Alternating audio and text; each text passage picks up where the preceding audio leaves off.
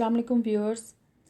हम एक टीचर होने की हैसियत से हमें अपने सेल्फ़ असेसमेंट के सेल्फ़ एनालिसिस का भी बहुत ख़याल रखना होता है। हम जब तक अपने सेल्फ़ को, अपने आप को, अपनी स्ट्रेंथ, अपनी वीकनेसेस को जब तक नहीं पहचानेंगे, हम एक इफ़ेक्टिव टीचर नहीं बन सकते। इसी चीज़ को मद्देनज़र रखते हुए आज का लेक्चर मैंने प्रिपेयर किया है और इसको हम ब्रीफली आपको डिस्क्राइब करके बताते हैं कि ये क्या होता है। सेल्फ़ एनालिसिस बेसिक टूल है हमें हमारी पर्सनालिटी को ग्रोथ करने के लिए। सेल्फ़ एनालिसिस के लिए या अपने असेसमेंट के लिए, सेल्फ़ असेसमेंट के लिए हम एक थियोरी यूज़ करते हैं जिसे हम कहते हैं स्वॉट। अक्सर और 100% या 90% आप कह लें कि ये थियोरी ऑर्गेनाइजेशंस में या बिज़नेस में यूज़ की जाती है, लेकिन मैंने टीचर्स के लिए और टीचर्स को मद्देनज़र रखते हुए इसे कन्वर्ट किया है टीचर्स के लिए एंड स्कूल के लिए और अपने बिज़नेस के लिए। अगर कोई बिज़नेस एस्पेक्ट से देखना चाहे तो स्वॉट में जैसे हमारे पास S means strength, W weakness, O opportunity, T threats.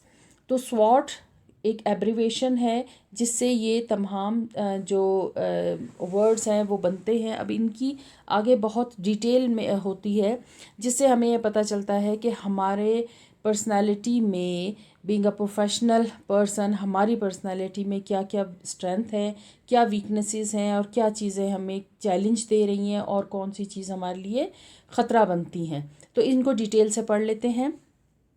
Strength है, एक टीचर की स्ट्रेंथ की यहाँ पर बात हो रही है। एक टीचर जो है उसकी स्ट्रेंथ होती है कि वो, उनका गुड बिहेवियर हो स्टूडेंट्स के साथ और अपने कोलीग्स के साथ, उनको बहुत अच्छे से और अच्छे तरीके से बिहेव करना होगा। गुड लेसन प्लान, उनके जो लेसन है जो जाकर उन्होंने क्लास में डिलीवर करना है वो लेसन बेहतरीन तैयार होना चाहिए। उसके लिए टीचर को होमवर्क करना होगा और टीचर होमवर्क करके जब क्लास में जाएंगे तो उनका लेसन भी बहुत अच्छा डिलीवर होगा। कॉन्फिडेंस होना चाहिए। एक अच्छा टीचर, एक इफ़ेक्टिव टीचर में कॉन्फिडेंस की जो एक क्वालिटी है वो बहुत इम्पॉर्टेंट रोल प्ले करती है। तो उनके जो स्टूडेंट्स हैं, अगर एक टीचर कॉन्फिडेंट होंगे तो उनके स्टूडेंट्स भी कॉन्फिडेंट होंगे। लॉयल्टी होनी चाहिए। लॉयल्टी अपने ऑर्गेनाइजेशन से रिलेटेड, उनके ऑर्गेनाइजेशन के लिए, अपनी क्लास के लिए, अपने प्रोफेशन के लिए, अपने उन स्टूडेंट्स के लिए लॉयल होना चाहिए एक टीचर को जिनको वो पढ़ाने जाते हैं। पंचुअलिटी का ख्याल रखा जाता है। पंचुअल हमेशा जो टीचर्स होते हैं वो अपने गोल्स बहुत इजीली अचीव कर लेते हैं। फ्लेक्सिबिलिटी होनी चाहिए। रिजिड जो एटीट्यूड है और आदतें हैं उस तरह की चीज़ों से थोड़ा दूर रहना चाहिए, वो हमारी वीकनेस बन जाती है। तो इसलिए फ्लेक्सिबिलिटी होनी चाहिए, दूसरों के क्रिटिसाइज़ को या दूसरों के पॉइंट ऑफ व्यू को एक्सेप्ट करने की क्वालिटी। स्ट्रॉन्ग सब्जेक्ट कमांड होनी चाहिए एक टीचर को। उनके जो सब्जेक्ट है उससे रिलेटेड सारी इन्फॉर्मेशन और सारी ज़रूरी जो नॉलेज है उनके पास होनी चाहिए। वॉल्टियर होने चाहिए। एक जो टीचर है उनकी स्ट्रेंथ में वॉल्टियर जो क्वालिटी है वो ज़रूर होनी चाहिए ताकि जो भी काम उनको दिया जाए तो वो बग़ैर किसी हीलो हुज्जत के और बग़ैर किसी जो है ऑब्जेक्शन के उसको एक्सेप्ट करे। न्यूट्रल रहना चाहिए।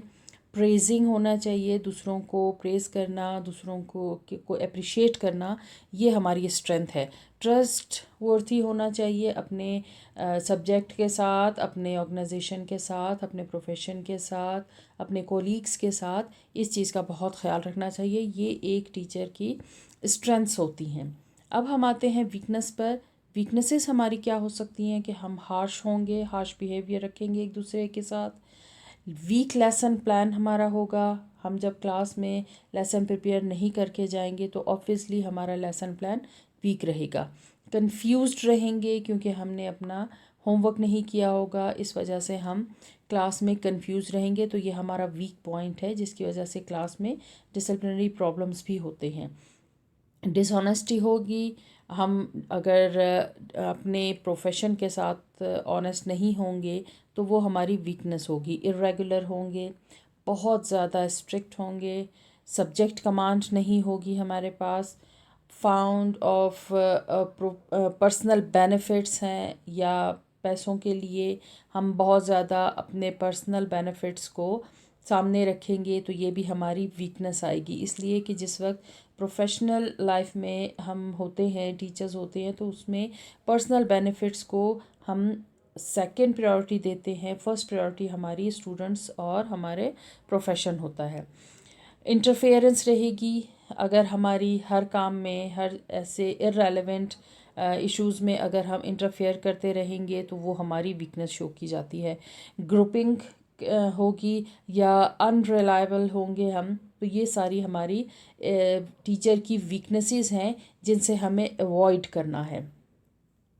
अपॉर्चुनिटीज़ हमारी क्या क्या होंगी वो हम देख लेते हैं। Tech challenges. जो एक इफ़ेक्टिव टीचर है वो हमेशा जो चैलेंज उनको मिलते हैं, जो चैलेंज उनको दिए जाते हैं, अगर कोई स्टूडेंट बहुत वीक है तो वो उनके लिए चैलेंज है और ये एक अपॉर्चुनिटी है। वो अपने प्रोफेशन से जो हासिल करेंगे और प्रोफेशन जो उनको अपॉर्चुनिटी देगा कि वो उस स्टूडेंट को अच्छी तरह से ट्रेन करें, उनको पढ़ना और उनकी वीकनेसेस को ओवरकम करने की कोशिश करें। तो ये एक टीचर के लिए अपॉर्चुनिटी है। हार्ड वर्क एक टीचर की अपॉर्चुनिटी है।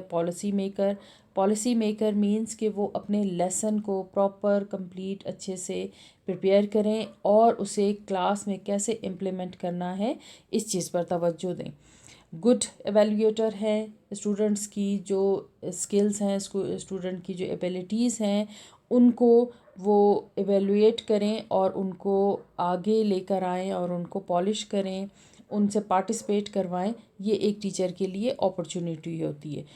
जो टीचर के अंदर एबिलिटीज़ है, हर इंसान के अंदर कोई ना कोई क्वालिटी, कोई ना कोई सलाहियत होती है, तो हम वो अपॉर्चुनिटी हमारे लिए होती है कि अगर हमें ड्राइंग बहुत अच्छी आती है और स्कूल में किसी क्लास में या किसी टीचर को हेल्प की ज़रूरत है तो हम उसे हेल्प आउट कर सकते हैं। तो इन चीज़ों पर बहुत ध्यान रखना चाहिए। अगर कोई अपॉर्चुनिटी मिलती है तो उसे फ़ौरन अवेल करना चाहिए। थ्रेट्स हैं कंप्लीशन ऑफ टास्क। अगर हम नहीं करेंगे, टाइम पर अपने टास्क कंप्लीट नहीं करेंगे तो ऑब्वियसली वो हमारे लिए थ्रेट्स होगा। जॉब रिस्क हो जो है वो हमारे थ्रेट्स में आता है। अगर हमारी परफॉर्मेंस जो है वो बहुत अच्छी नहीं रहेगी या हमारी कंप्लेंट्स ज़्यादा होंगी तो ऑब्वियसली हमारी जॉब रिस्क बढ़ जाएंगे। कंप्लेंट्स हैं जो पेरेंट्स की तरफ से कंप्लेंट्स आएंगी।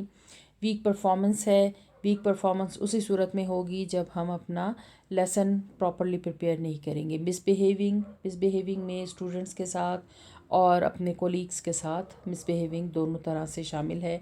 उसके अलावा अगर हम अपने सीनियर से, अपने हेड से मिसबिहेविंग करें तो वो भी हमारी थ्रेट्स होती हैं। ब्रेक द रूल्स हैं।